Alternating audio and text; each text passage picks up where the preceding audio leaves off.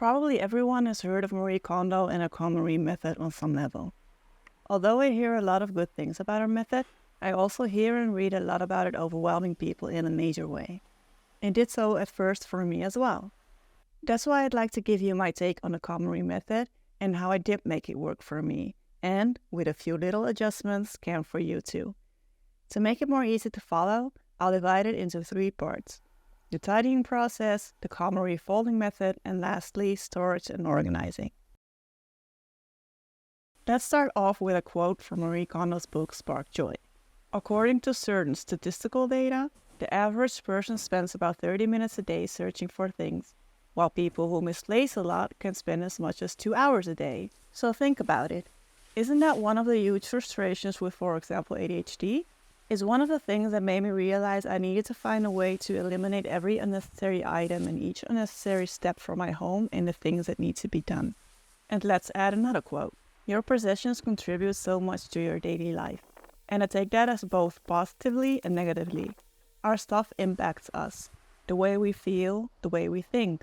Or should I say, the level at which we are able to think. Now, before I start dissecting the KonMari Method and talk about those adjustments, I'd like to give a quick note about the stories I read on how Marie Kondo supposedly gave up on having a neat home. These kind of things always make me kind of laugh, because things get blown so much out of proportion in the media or straight up turned into something it's not.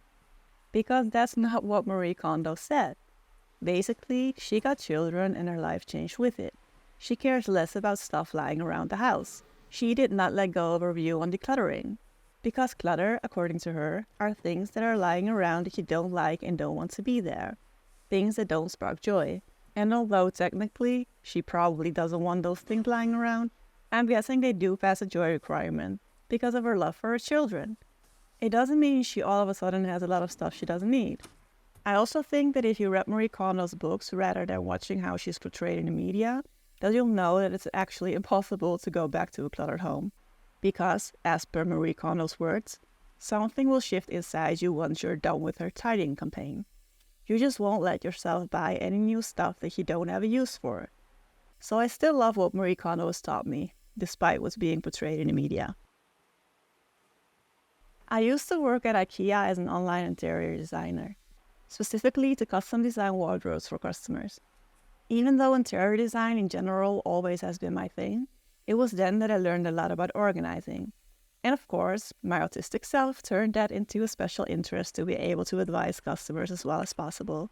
I even made a script around things I wanted to ask people, so as to be able to completely customize their needs into a closet with the right amount of drawers, shelves, boxes, you name it. I then realized how illogical my own closet was designed, and why I had trouble each and every time I had to get a piece of clothing out of it or put something back in, which therefore consisted of too many steps and thus mostly ended up with me just stuffing things in there. I luckily already had bought the frame of the closet along with some shelves, a closet rod, and a chest of drawers you see in my larger closet, which luckily were all on sale at the time and thus made me able to buy them. Zeg Aapie, hé, zullen we eruit gaan anders? Hé, Aapje.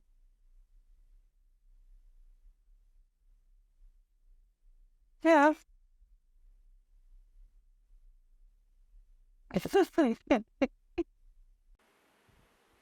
Fast forward to when I worked at IKEA, I redesigned my closets and added some drawers, boxes, and the accessory bits, which was luckily made possible for me again being able to buy it at a discount. Oh, and I couldn't help myself and added lighting as well. I think this might have been where it all started for me, or at least like the first little spark, as a sense of calm it gave me to not have a huge mess anymore, but a neatly organized closet already made such a difference. Be sure to start with Marie Kondo's advice on picturing your end goal. I'll be getting more into this in another video because I think that one might be the most important part of the whole tidying marathon and thus needs more words and attention than I feel I can give in this video. Please don't see this video as a full guide either. The KonMari Method is, as far as I'm concerned, way more comprehensive than is usually portrayed in YouTube videos and other media, and thus I feel impossible to tackle in one video.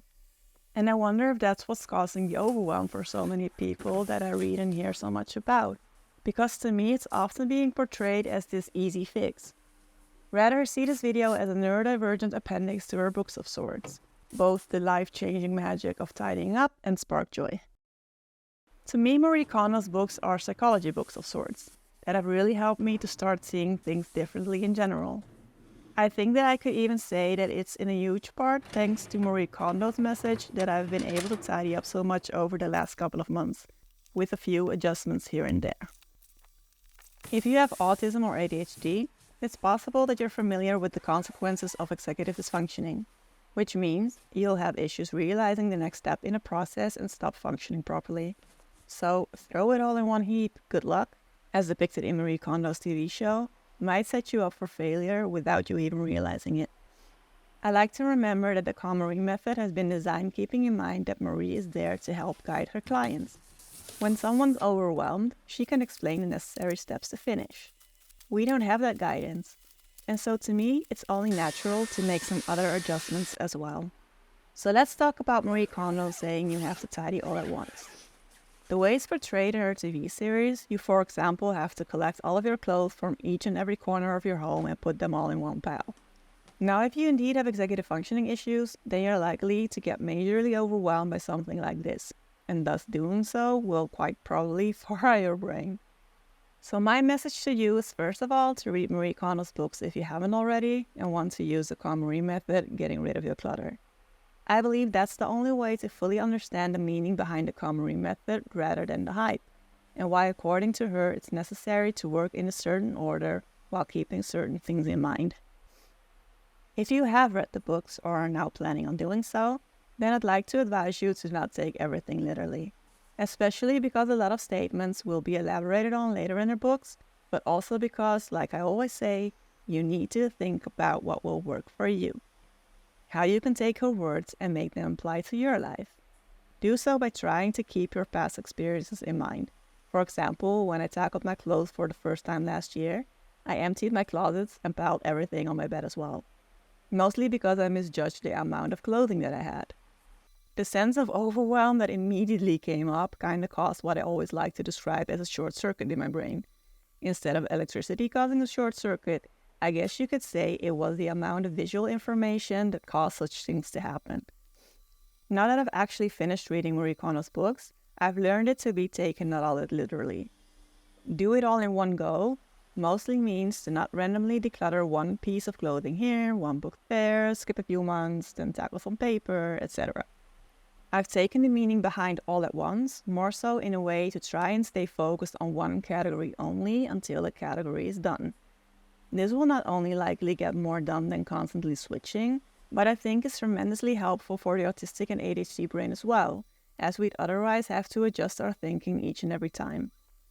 I believe that the hecticness switching creates will make us more hectic and therefore confused and therefore think this whole thing to be something resembling useless.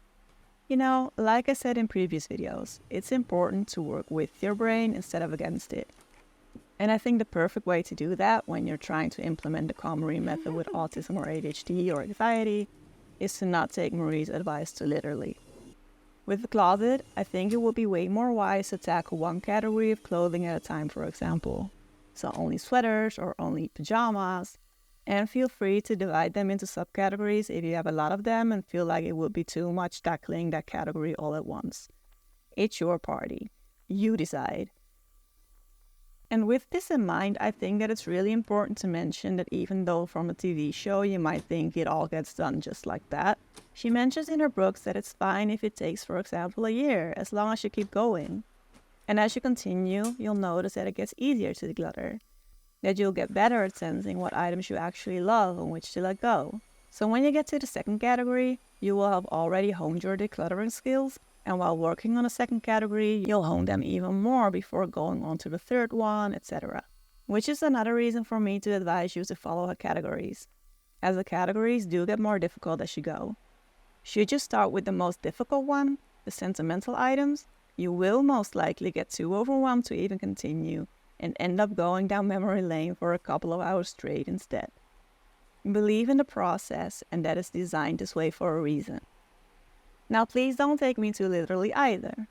My point, as per usual, is to find a way that works for you, instead of blindly following the rules someone else made for you. You know yourself best. Try to find what would overwhelm you in a specific case and then work around it to prevent the overwhelm from being triggered. As per my example with categories and even subcategories of clothing, if you feel them to be necessary for your mental health and energy level. Because it's perfectly fine to take someone's advice and to then make it your own, even if said someone is an expert on it. See, you're the expert on you. Bonus points for being cliche. If you have a lot of paper, please, I'm begging you, do not collect everything in one heap. Paper takes a lot of time and can be a huge thing to do if there is a lot of it. I personally would say to do temporarily store them all in one place during the tidying process, but just so you'll know how much is left and you're not ending up with a huge surprise after you think you're done. But try to not look at the pile like, there's so much I have to do, causing overwhelm. Rather, pick a small pile when you're up for tackling a part of it and only look at that pile, nothing more. Trust me, it'll change perspective in a huge way so as to prevent crippling anxiety that can come with looking at the total. And please take before and after pictures every time, so your mind won't trick you into saying you haven't done much. And look at those before and after photos every time it takes another shot at trying to trick you. And keep these words from Marie Kondo in mind when the tidying does start to feel overwhelming. No matter how much stuff you may own, the amount is always finite. So I'd like to add to that. You will get there. What I think you shouldn't keep in mind, however, are her words to stop procrastinating. It's time to get back to work. I'm pretty sure Marie didn't have people with executive dysfunctioning issues in mind when she wrote that. Remember that when reading her books or watching her shows. Although it might seem to others as procrastination, it might be a sign that the next step isn't clear to us or that we're taking on too much at once, which then prevents us from being able to continue. Try to find out what it is that prevents you from continuing and ignore advice to just get up, as I think that will only create a bigger blockage in your mind. Another thing that has made a huge difference for me and that had helped me with overwhelm is to shift perspective into what you're keeping rather than what you're throwing away. I think Marie Kondo thought about this one a lot, and I think it'll be wise to listen to her words on this. Marie asks us to see what sparks joy and what doesn't, which I like to translate to focus on the positives rather than the negatives. It's not about getting rid of everything, despite the KonMari Method often being portrayed like that. It's about keeping the things you love. Way better for that all too welcome dopamine hit. Because in case you didn't know, people with either ASD or ADHD often have a lower dopamine baseline than usual.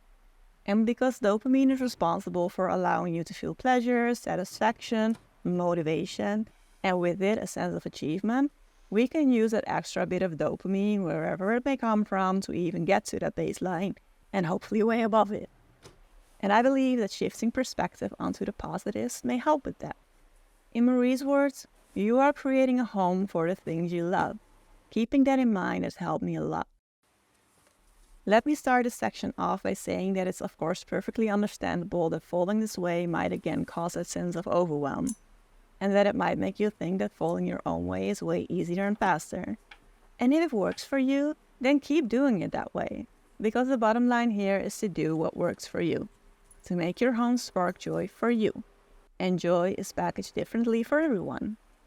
However, if I look at how I always folded my clothes, and still partly do, then it immediately comes to mind how it comes with just that added bit of frustration to get something out of the closet that has been piled up or stacked between two shelves so tightly that getting something out is almost sure to cause part of the rest of the pile to come tumbling down, only to get stuff back in because I don't have time or the mental capacity to fix it.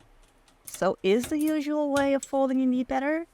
Or is the short amount of extra time needed to fold it according to the KonMari Method worth not feeling that stress anymore every single day that you have to get something out of one of those piles in the closet, given that you'll probably get better and faster at it once you get used to a way of folding clothes?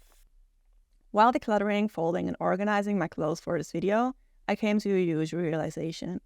I mean, as someone who really dislikes doing the laundry and folding clothes, this is, without exaggerating, a game changer. I was quite busy in my mind as I was decluttering. I think partly because I realized how my clothes have been such low priority to me over the years, Well, with a lot of them being torn up, having holes in them, or just being of a weird, changed over the years texture. And most of my socks being a couple of decades old without any stretch left in them. Having Marie Kondo's words play through my mind in the background as well, and even while writing this, I realize it makes sense that I dislike handling my clothes so much. A lot of them don't spark joy at all, just clutter my closet and are a reminder of me just not being able to buy myself a decent wardrobe. But that's not even the realization I'm talking about. That realization hit me as I was folding my clothes. Not only was I now only working on the clothes that spark joy for me, but just sitting down like that and focusing on folding while touching and stroking my pretty, joyful clothes really made me be in the moment. Made me focus on folding and nothing else. It was so soothing. I think I just found a way to make folding clothes a stress reliever rather than a chore. And so again, it's about shifting perspective, which seems to be a recurring theme for me, doesn't it? And like I said in my last video, adding this realization to being grateful I have clothes to begin with, I feel has now really shifted something in me. And I'm even getting emotional writing this because I just feel how it'll change so much for me. So here comes the organizing part. Leave storage for last, always. For one, you don't know what you'll end up with after you're done tidying, and thus you'll probably end up wasting both time and money if you start focusing on storage while not having finished decluttering yet. It's why you haven't seen me use any kind of new baskets in my decluttering videos. Right now, I only use what I already have. Tackling that will come later, after I'm completely done decluttering. Until then, all storage is temporary. The only exceptions are the pantry and my closets. The pantry because that one is more obvious to me and is only meant for food storage, so I don't need to think about what else should fit in there. The closets because of what I mentioned before about my working at IKEA. So while Marie has her reasons to leave storage for last, I have an added neurodivergent perspective. Tidying, organizing, and cleaning are three separate things that are often seen as one. They're not. They have a different focus and require different skills. They also each require different steps. And so that's the whole thing for us neurodivergent folk. In case you didn't know, in general, non-autistic people see the bigger picture before details, known as top-down thinking, whereas autistic people often see details which they then build up into the bigger picture, also known as bottom-up thinking. While top-down thinking is way faster and less strenuous on the brain, it is often also less accurate. And while bottom-up thinking is more accurate, it can be way slower and is way more strenuous on the brain. Now I'd like to emphasize that I'm not a therapist of any kind, but I do like researching and coming up with a theory about things. And my theory on this one is, the more my autistic brain has to consider, the more it needs structure to prevent overwhelm. Because I constantly process all of the details. Would I have to focus on tidying, organizing, and cleaning all at once? I'd be considering all the details that are needed to get to the bigger picture of a tidy, organized, and clean home. Now you might have guessed already at this point. That's an awesome recipe for overwhelm. And consider what's known as ADHD paralysis as well. You can get overwhelmed by both your surroundings and the amount of information that is given. So not only will a huge pile probably overwhelm you, as will all the information of tidying, organizing, and cleaning when you combine that information on those three subjects all at once. Both autistic and ADHD brains aren't as good as neurotypical brains at filtering out sensory input.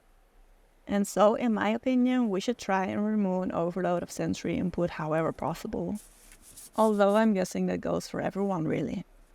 So my advice to you lines up with Marie Kondo's advice, albeit for this added reason. While tidying, ignore the organizing bit of it all. Ignore the cleaning bit of it all. Focus on which items spark joy. Discard those that don't, and only then, when you have decluttered everything that doesn't spark joy, start thinking about organizing. And be sure to enjoy the organizing part, as I think this is the fun part. Mostly because if you took my and Marie's words to heart, then at this point you'll only have the things left that spark joy.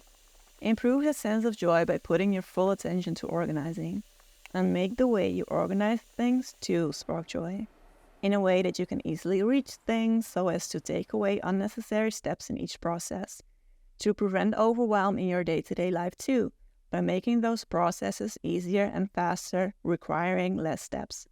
Again, find ways that work for you, and it's okay if it takes time to find the right thing. I'd like to emphasize that with the storage/organizing process, it's still the same as with the tidying process. Don't try to do it all at once.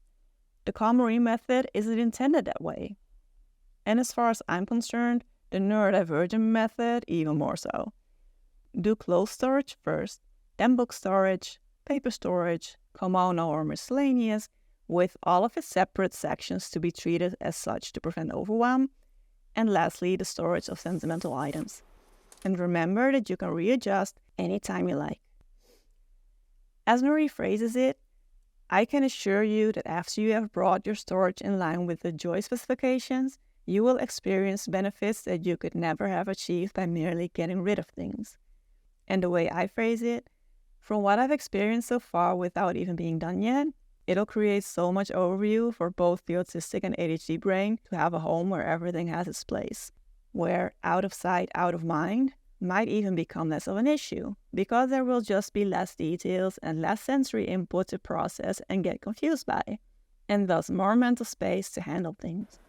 And even though I'm not neurotypical and thus don't really know how that feels or works, I think it'll impact anyone's lives if you do it this way, not only autistic people or ADHDers. I'd also like to advise you to keep Marie's words in mind on a certain Japanese saying that beauty is not built in a day. Even if it takes time, make storage as handsome as possible. I think that again empathizes how no one is expecting us to get it all done within a short time frame, aside from the media maybe, which I'll try to ignore to the best of my ability. And I thus thought it was important mentioning. And besides, Marie compares tidying to art. Art takes time, doesn't it? Small FYI/disclaimer, I've already been through the tidying part of my closets before, and like I said earlier, have gotten matching storage throughout my work as an online interior designer for IKEA. Because I now realize I had some clothes left that didn't spark joy, already have the right storage in place, and know exactly what to clean as I've done this before, you do see me tackling these three all at once in this video. That's because at this point, both my bigger picture and the details are clear to me. And so I think it's safe for me to tackle all three at once. Please do not try this at home if you're new at this, to prevent overwhelm and making it difficult to keep seeing the end goal. Now, Marie Kondo also says that if you're decluttering the right way, that you will never have to declutter again. Although I agree with the main message behind those words, I also think that you shouldn't take those words too literally. Because there can be a lot of reasons that you will, for example, want to get back to decluttering clothes. Because while you're honing those decluttering skills, it might be possible that once you get to another category, that you realize that there are some clothes you should have gotten rid of. The reason I still agree with the words though, is that I think it is true that once you declutter completely, you will most likely never have to declutter again. Because it does something with your mind as well. It changes something in you that from then on helps you to consider more deeply whether or not to actually buy something. I think I've learned a lot since that first time that I tackled my closets last year. So I now realized I still had clothes left that had holes in them or that were completely stretched out or coarse, and I was now ready to let go of those. So considering you learn and grow more and more while on your tidying campaign, I like that name, I believe you will also gain more insight into what sparks joy and what is holding you back. So getting back to, for example, category 1 while working on category 4 is perfectly okay in my book. It'll only help you in creating that home that you wrote about in that end goal before you started. And maybe even that picture that Marie asked you to collect on visualizing your dream home. Be sure to continue right where you left off before that little detour though. Like I said earlier, aim for progress, not perfection. And yes, it would have been easier to get it all right the first time. But is that really realistic if you've never done something like this before? If you, like me, maybe had zero decluttering, cleaning, and organization skills, it makes perfect sense for it to be a process and that you'll have to get back to it at some point if you don't have Marie Kondo working over there along with you. And like I said, keep in mind that her clients have her to ask questions to help them get motivated again, etc. Whereas we have to make deal with what we have And I think every step forward is awesome and worthy of celebration, especially if you basically have no idea what you've been doing so far. If you've seen any of my earlier videos, then you might already know what I'm about to say, but read the books and with it find a way that works for you. Make it work with your brain rather than against it. And then I truly believe it will improve your life, as I can honestly say it did for me. And always remember to separate tidying from organizing and cleaning to prevent overwhelm. I hope my perspective on the KonMari method has helped you to consider using your method with my added autism and ADHD twist, and that it maybe even motivated you to tackle certain things now. Feel free to share thoughts with me in the comments, and I hope to see you again next week, as I'm starting to get out of the tidying process into making my home work for me more and more. I hope you'll have a lovely rest of your day. Bye!